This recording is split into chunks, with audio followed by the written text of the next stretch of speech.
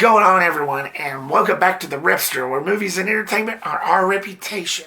So, the Slumber Party Massacre was released in 1982, and it basically centers around this escaped serial killer who crashes these high school girls' slumber party. I know, pretty straightforward. So let's get into the positives. First and foremost, the story. It's pretty straightforward. It's basically about this guy named Russ Thorne who escapes his mental institution and goes on a killing spree. And he just so happens to come across these girls' slumber party and starts wiping them out. It may not seem much to some, but for a B-80s slasher film at that, it's good enough. I thought it fit pretty well, especially for its time. The kills were cool. We get some really good kills. You know, some of the blood and gore and effects aren't like real strong, but they're fair enough. They're a lot better than what I've seen out of these other 80s slasher films where the MPAA pretty much butchered those. This film actually has a substantial amount. Yeah, some nice kills here and there. And I gotta talk about the first kill in this film. I'll just start off by saying that it was very similar to the Randy death scene in Scream 2. Let me explain. So you have this telephone repair woman, you know, with this big van. So she goes back after finishing a job, and she just gets yanked in the van and killed. That's very similar to the Randy death scene in Scream 2. Now, I'm not saying that Wes Craven was inspired by this, that made him want to add that Randy death scene in Scream 2 later. I'm not sure. I didn't see any proof of that, but it was very similar. Nobody can argue against that it was very similar to that.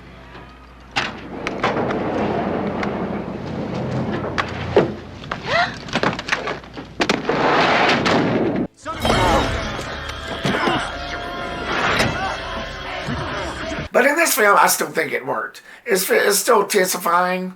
And you had the classic, you know, where she tries to scream and nobody could hear her. You know, the classic horror movie move. It still worked really good in this film. But one can wonder, did Wes Craven actually get inspired by that scene and put the similar scene later on in Scream 2? We'll never know. Something was probably said about it, but I didn't hear it yet. So leave me a comment down below if you did hear something. I'm just saying, it was a very similar scene. And the characters, you got some good characters. Some give out like cheesy dialogue here and there, which I'll get into later, but you got some good characters. Particularly Trish, played by Michele Michaels, the one who sets up the premise of this film, the party, the whole slumber party scene. She's very beautiful, she's level-headed, but with a freaky kind of wild side. And you also got Valerie, played by Robin Stille. Shy type, she kind of keeps to herself. She's more level-headed than Trish, and she made a really perfect final girl. And you can tell from this girl's fatigue and this girl's attitude that, well, she's going to be one of the final girls. She wasn't the only one, but yeah. The score by Ralph Jones was done pretty well. It gave it that creepy vibe, sort of a like vampire-ish sort of creature vibe, to be honest. I mean, I know that's probably not a lot of what other people think, but I don't know, like, I just got a little bit of a creature vibe from the score in this. It's very, like, prolonged. It's just something about it that just screamed creature vibe, even though this was a straight-up slasher film. I think it worked pretty well for it. This film came off as a sort of a tongue-in-cheek sort of vibe. You couldn't really take this film seriously. Which brings me to my mixed. There was a shower scene involving the girls at the beginning of this where I wasn't quite sure what kind of movie I was watching. It was a very obscure decision.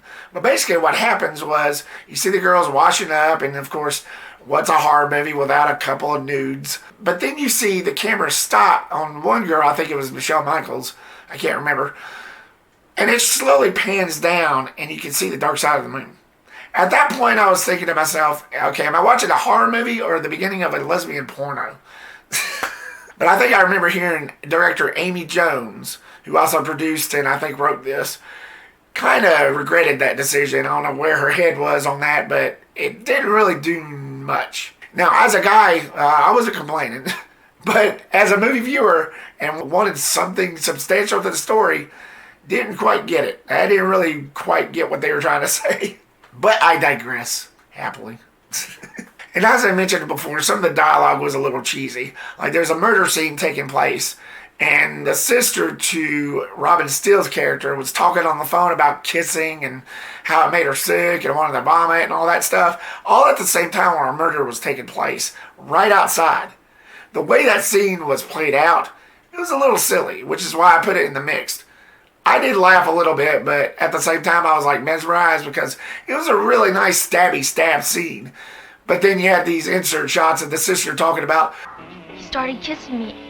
And he stuck his tongue in my mouth. I could have died. I thought I was going to throw up or something. The whole thing was just silly. And then after all this stuff goes down, after you find out that this guy's after these girls, there's a pizza boy that arrived with no eyes. Apparently he'd been murdered. And he falls right into the house, right when they open the door. So he's laying dead on the floor with a pizza box in his hand. And one of the girls goes, he's dead, all right? Oh, so cold. And the other girl goes like, is the pizza? And then she takes the pizza box out of the dead guy's hand with the other girls looking in dismay. And then she's like, she takes a slice and she's like, well, life goes on after all. And eating makes me feel best. When I feel bad, and boy, do I feel bad. Oh, I feel better already. Really, I do. It's just very silly dialogue. You just couldn't take it seriously. Just little funny moments like that. All right, now that we got all that out of the way, sorry for my poor acting. Let's slip into the negatives. The killer's ID. They gave up way too soon on that. Now, some might argue with me that this film was never meant to be one of those surprising twist endings where you find out what the killer's identity is, like Scream or Saw or whatever. But still, I don't see what it would have hurt. This film still did really well. It was made on a budget of around $220,000 or so, and it made around 3.6 mil. Not a bad go-around, I do admit. But I still don't see what it would have hurt to add just a little mystery to him. Which brings me to the killer himself. I just didn't really think that he was all that intimidating. Now again, I understand that this film probably wasn't meant for that. Probably wasn't meant for the killer to be like intimidating or anything like that, just crazy. I mean, I get it, but I want some form of intimidation in my horror films. Whether it's a bad B movie or a cheesy tongue-in-cheek film, I don't care. I still want some level of seriousness in it, and I just did not get that at all from this guy.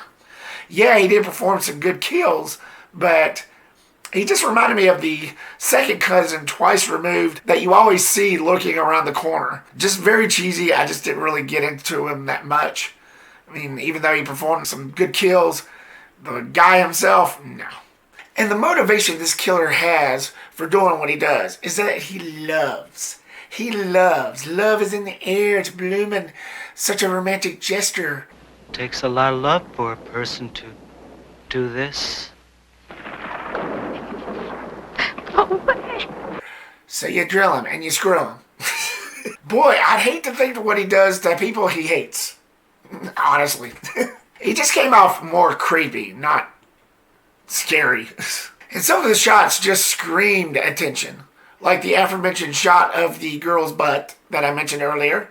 And there's another shot where he was getting ready to kill somebody, and it was showing a shot between his legs with the drill bit, which was the weapon of his choice, dangling from his legs, which that kind of specifies something. But, you know, I'll let you piece that together. It's kind of obvious. If you're into silly moments and cheesy dialogue sprinkled with a few good moments, this is for you. It's an acquired taste. So, the Slumber Party Massacre, what did you think of it? Did you like its silly tongue-in-cheek vibes? Did you enjoy the kills in it? Did you like it for what it was? Just a 80s slasher B film, or have you seen better? Did you just think it was like the stupidest thing out there? Leave me your comment down below and give me your thoughts. Thank you so much, guys, for watching this video. Like, subscribe, and comment if you hadn't already. And I will see you on the next video. Look forward for more reviews and videos coming soon. Peace, the Reptastic.